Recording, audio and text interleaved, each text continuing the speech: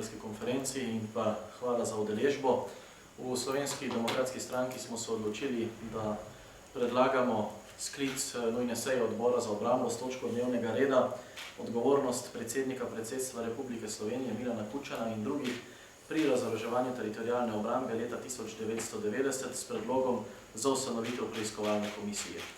Kot veste, pred 25 leti je bil danes drugi dan vojne za Slovenijo, vojne, s katero je bilo potrebno zavarovati plebiscitarno odločitev na plebiscitu 23. decembra leta 1990, ko so Slovenke in Slovenci jasno in glasno povedali, da ne želijo več enopartijskega sistema, da ne želijo več planske ekonomije, da si ne želijo več povezovanja v okviru južnoslovanskih narodov, ampak si želijo svobodno odločati o tem, s katerimi narodi se bomo povezovali in pa, da se želimo opredelovati, kako bomo živeli v skladu z našimi kulturnimi, verskimi in pa zgodovinskimi načeli in običaji.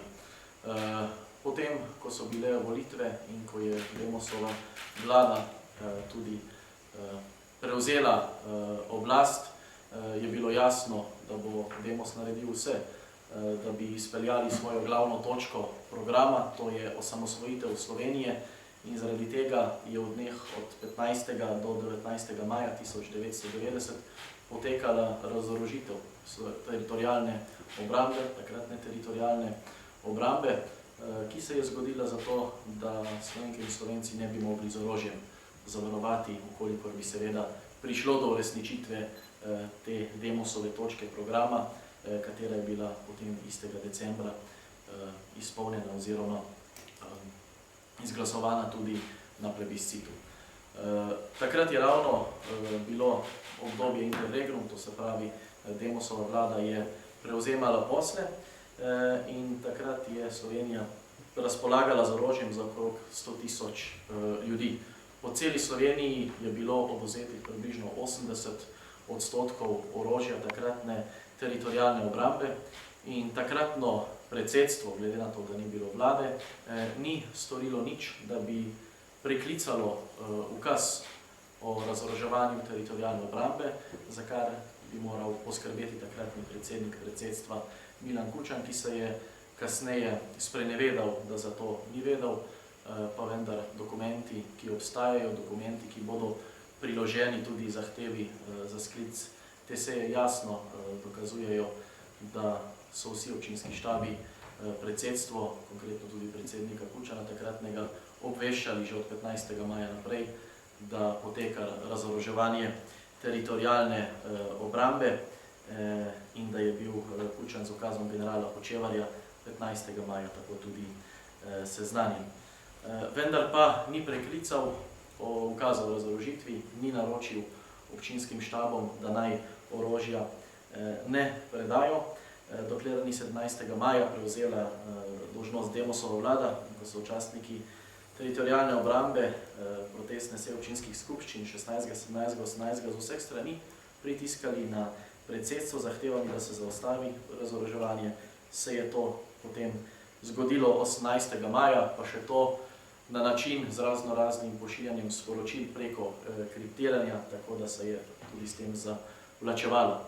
V Slovenski demokratski stranki smo mnenja, da je potrebno po 25 letih zadevi priti do dna, sploh zaradi besed Zveze veteranov vojne za Slovenijo, ki so jih izrekli v začetku junija, da naj do razorožitve teritorialne obrambe sploh ne bi prišlo.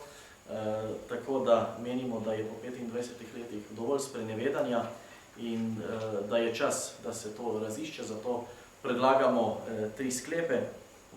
Prvi sklep je, da odbor za obrambo na podlagi nespornih zgodovinskih dejstev ugotavlja, da je bila manevrska struktura narodne zaščite sodobno organizirana in izključno slovenska oborožena sila, katere glavni namen je bil preprečiti posledice razorožitve teritorialne obrambe Republike Slovenije in zagotoviti varnost ljudi v procesu osamosvajanja. Drugo točko, da odbor za obrambo ocenjuje, da je bila samo razorožitev teritorialne obrambe najnevarnejši poskus preprečitve osamosvojitve Slovenije in daje priznanje vsem, ki so se nezakonitemu ukazu pogumno uprli.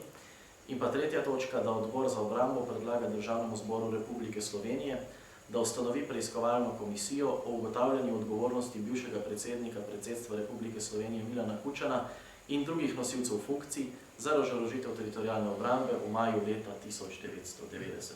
V 25 letih, kot sem dejal, je čas, da stvari razčistimo. Preiskovalna komisija je možnost, da vse stranke dokažemo, da mislimo resno s tem, ko želimo, da je narod zopet enoten, da se ne razhajamo na nekaterih točkah naše novejše zgodovine od leta, recimo temu 90 naprej, in da se ugotovi, kdo je zakaj odgovoren v tistih časih.